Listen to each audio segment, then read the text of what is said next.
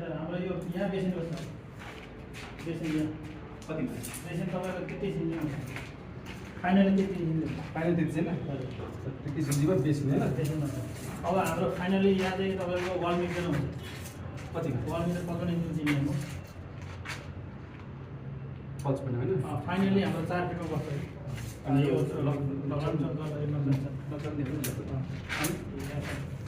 तपाईँको यो चाहिँ किनभने हाम्रो चाहिँ कमर चाहिँ दिशा गर्दा हामीले चाहिँ वास्तुशास्त्र अनुसार चाहिँ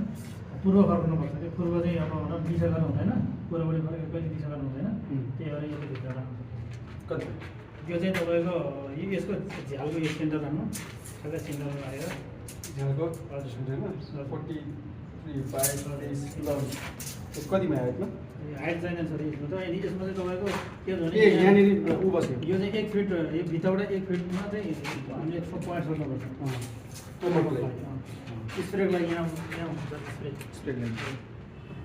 फिटको स्प्रे अब यहाँ यता चाहिँ तपाईँको कमरको टल पेपर हुन्छ फ्लसको सिस्टम अनि यसमा हाम्रो माथि सावर हुन्छ माथिका पर्सेन्ट झर्छ यो कतिमा आउँछ यो सावर र त्यो बिमबाट तपाईँको 1 फिट तल झार्नु सिधै यहाँ हैन हजुर